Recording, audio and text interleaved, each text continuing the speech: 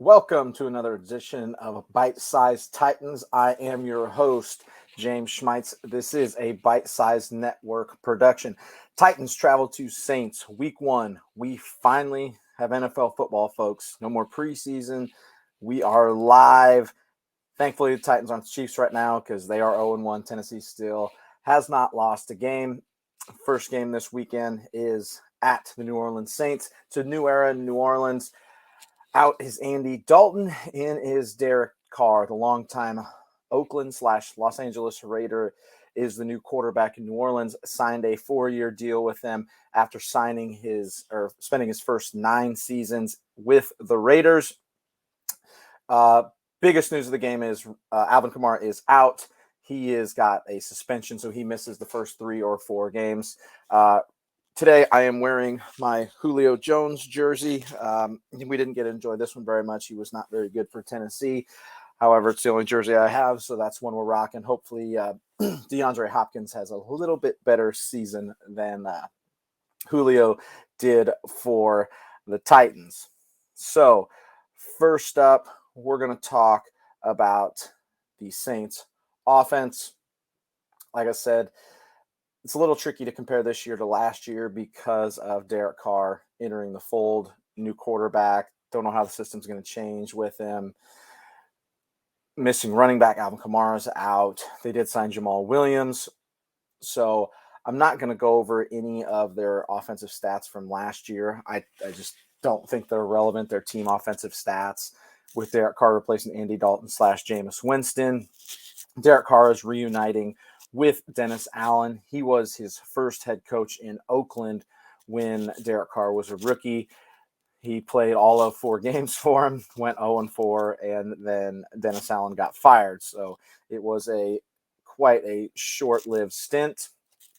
Derek Carr's stats from last year, we can look at those, kind of get a good idea what to expect this weekend. 3,522 yards, 24 touchdowns, and 14 interceptions. 60.8 completion percentage.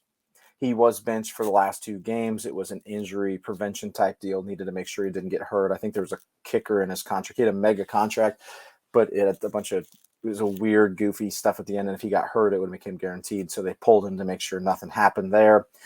Over his career, so I wanted to go back and look over his career and kind of factor, he missed those 2 games. What are his career stats, averages 3,900 passing yards a season and 24 passing touchdowns. So he was on pace to probably go over those yards last year, especially the touchdowns. He obviously had his college teammate Devontae Adams back, but Derek Carr, pretty solid quarterback. I wouldn't say spectacular, and think just a good, solid quarterback. I don't think it's somebody that Tennessee has to fear. This isn't Patrick Mahomes out there, but he is pretty good. So our secondary is going to be tested, especially after last year when they were dead last in the league and passing yards per game allowed. So we will be tested there. Got good young receiver and Chris Olave for him to throw to. We'll see how well they've developed chemistry. But obviously Derek Carr is a step up from Andy Dalton and Jameis Winston. So they're expecting big things from him this year. They gave him a pretty solid contract. So Tennessee's going to need to get to the quarterback. Secondary is going to need to play a lot better than they did last year for us to have a chance tomorrow. But so quarterback is Derek Carr. Running back, like I said, the main one, Alvin Kamara, is out. He is suspended for the first 3 or 4 games of the season for a domestic incident in the spring. Jamal Williams is going to be the starter. He is signed out of Detroit last season. Kind of surprised they let him go, but Detroit seemed to be doing fine with the rookie running back, and David Montgomery signed from Bears on Thursday. So I guess they proved me wrong. Jamal Williams last year had 1,066 yards. So he did have a 1,000-yard rushing season, 4.1 yard average, 17 touchdowns. He led the league in touchdowns. I know this because he sniped a lot of them from DeAndre Swift, who I had a lot of fantasy teams. So led the league in rushing last year. Next highest was Derrick Henry at 13. So solid running back, if not spectacular. So he'll be a solid replacement for Alvin Kamara, not the same explosiveness. I was going to say dynamism. I don't think that's even a word. But Jamal Williams, really good. And then their 3rd-round pick out of TCU, Keandre Miller, is questionable. Don't know if he's going to play. If he does play, he's going to get some run. He was really good for TCU in that national title run last year. So Jamal Williams, your starter, Keandre Miller, questionable, Alvin Kamara out. Receivers, they've got one of the best young receivers in the league in Chris Olave. He's stellar, I believe, out of Ohio State. Fantastic rookie season, 72 receptions, 1,042 yards, 69.5 yards per game, 14.5 yard average, 4 touchdowns. He had 3 100-yard games last year. And mind you, this is getting passes from an older Andy Dalton and Jameis Winston, who throws it all over the field, Mr. 33 interceptions in a season. He's in line for a monster season. Tennessee secondary is going to have their handful on Sunday. There's a lot of people predicting he's going to terrorize Tennessee, that he's just going to destroy that secondary, have a monster game out the gate. I don't believe it. I'll talk about it. But they're going to have their hands full. I think you're going to see a lot of Christian Fulton on him if he's healthy. He is going into the season, so fingers crossed here, folks. He has been healthy this preseason, training camp, everything. If he stays healthy, hopefully he has a big year. But I think you're going to see a lot of Christian Fulton on him. And it's going to be a collective effort of Fulton, Sean Murphy, Bunting, Hooker, Byard, whoever gets on him, McCreary. Like, we got it. It's a collective effort to shut this guy down. He's their best offensive playmaker with Alvin Kamara out. So big challenge ahead for Tennessee's secondary. Huge, huge, huge challenge. I think the big question mark for their wide receiver group is Michael Thomas. He has only played in 10 games in the past 3 seasons. That was coming off of 2019 season where he had 1,725 receiving yards and 9 touchdowns. I believe he won Offensive Player of the Year that year. Don't quote me on that, but I think he did. He's fantastic when healthy, but he hasn't been healthy in 3 seasons. The question with him, the big question mark is he healthy? Can he be healthy? If he is, he's gotten older. Does he have anything left? If he could get healthy, he'd be a stellar running mate for Chris Olave. That'd be an unbelievable 1-2 punch, but just don't know. Don't have any idea. We'll find out on Sunday. I really have no idea if he's healthy or what. Even if he is healthy, what can he give? What he's got for him? So we'll find out early Sunday afternoon on him. Tight ends, they've got a diverse group led by Juwan Johnson. He had 42 receptions last year, 508 yards, 31.8 yards per game, and 7 touchdowns. I believe he had a multi-touchdown game, and I say that because he had a big DraftKings league a daily fantasy week. I'm pretty sure he had 2 touchdowns one season, but solid, good tight end. You're going to look for him in the red zone a lot. Then you've got Foster Moreau, who came over with Derek Carr from the Raiders. He played 4 seasons with him together. Last year, he had 33 receptions, 420 yards, 28 yards per game, 2 touchdowns. So you got a solid duo right there. Very solid duo in Juwan Johnson and Foster Moreau. The interesting thing about Foster Moreau, thankfully it's worked out good for him, is he was diagnosed with Hodgkin's lymphoma shortly after signing with the Saints. And there was a lot of speculation that he probably wouldn't be able to play this year, obviously dealing with cancer. It is in full remission. That's fantastic news. As someone my father's had cancer multiple times. I dealt with it. I'm very happy for him. I'm glad he can get back on the field. Wish him nothing but the best. That's awesome news. He got a great duo, really good duo, Juwan Johnson, Foster Moreau. And then they also brought back Jimmy Graham, longtime Saint, played his first 5 seasons for the Saints, was really, really good for them in his early years. Played the last 2 years with the Bears. Just last year, I only had 167 yards receiving, 3 touchdowns. He's at the back end of his career. He's going to play. I don't expect a ton out of him, but you do have to just take into account that he's there. So that is the Saints offense. Let's go over here to the Saints defense. Let's get this pulled up. You've got an interesting contrast with these guys. So you've got the 24th ranked rush defense last year.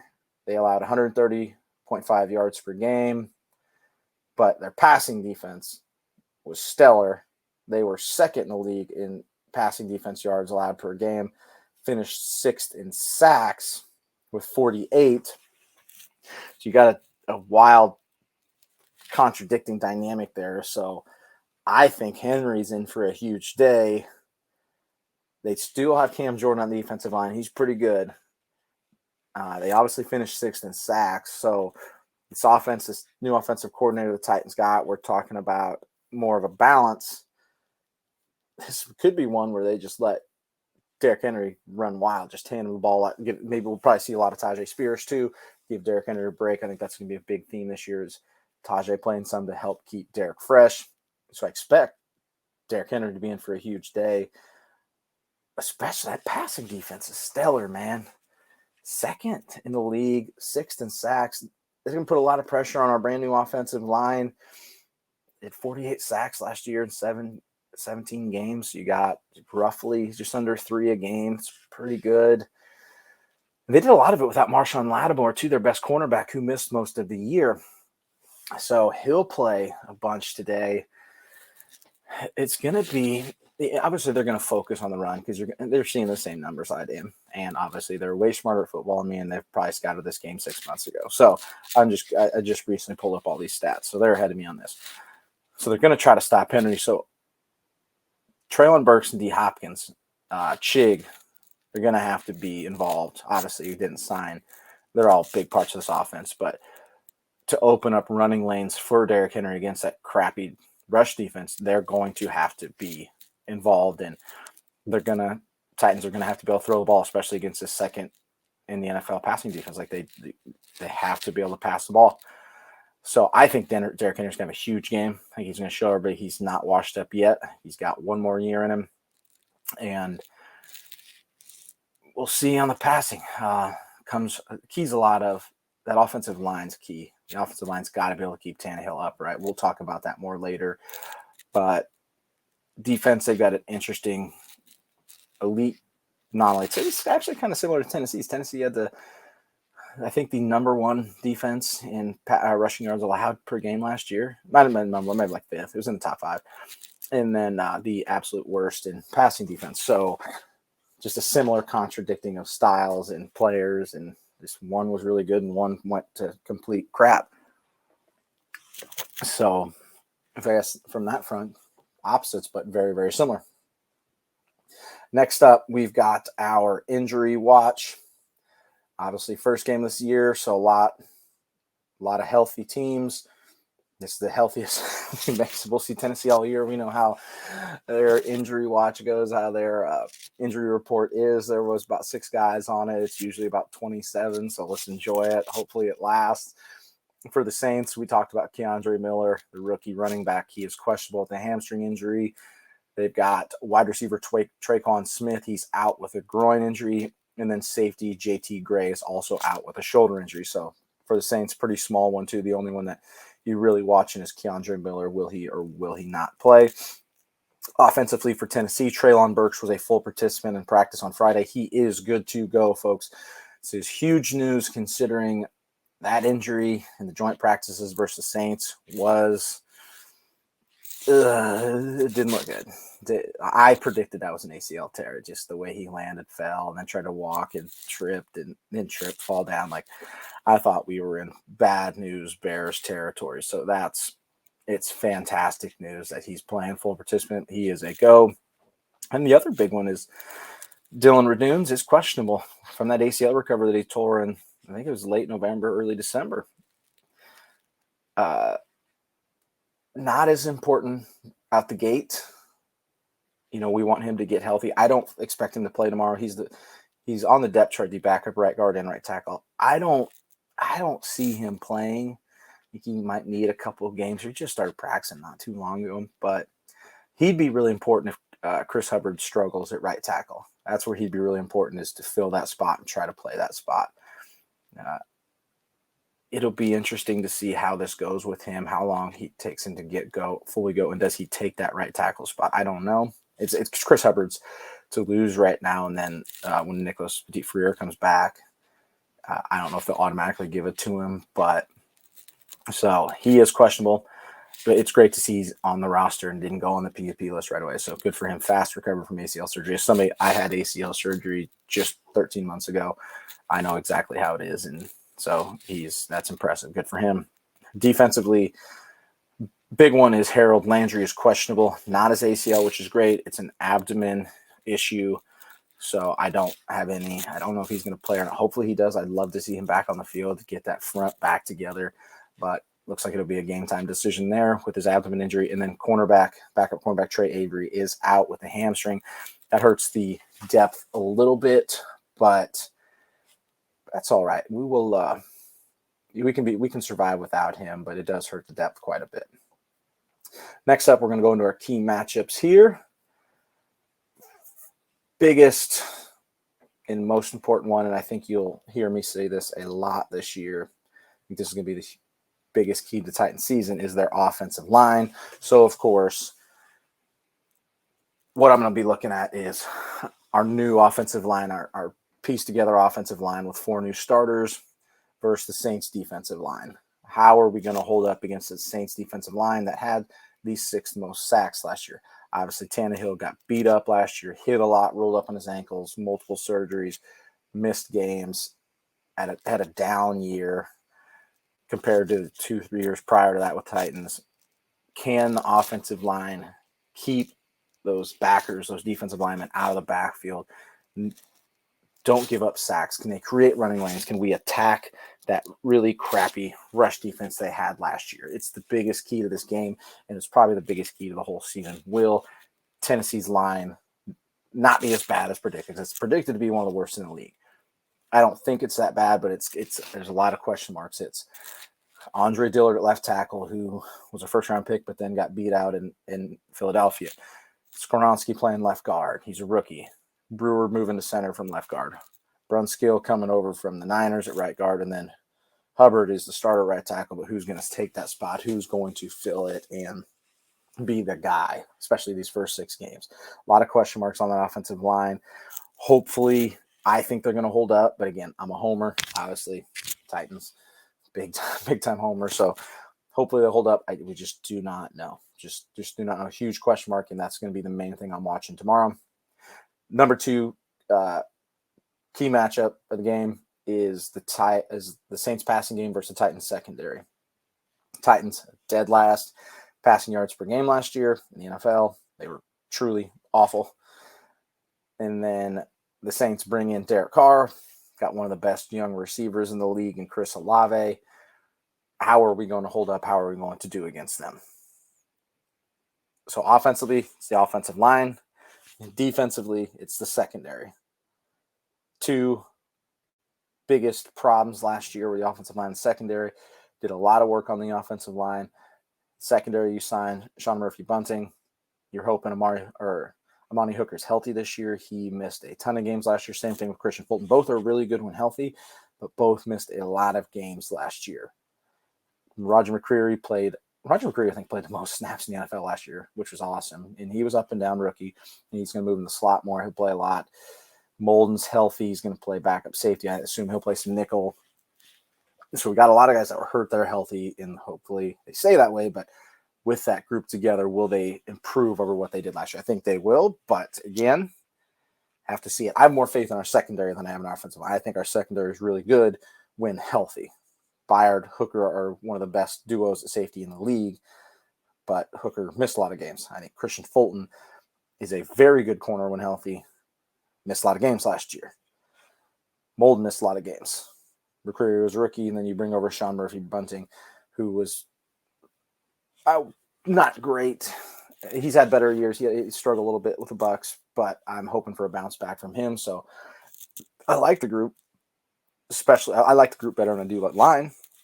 So I think our defense can be elite this year. I talked about it in the preseason preview. I think they're going to show it on Sunday. So I think our secondary holds up. And obviously, with our defensive line, our defensive front, they're going to get to the quarterback. They're going to get sacks. It's going to be awesome.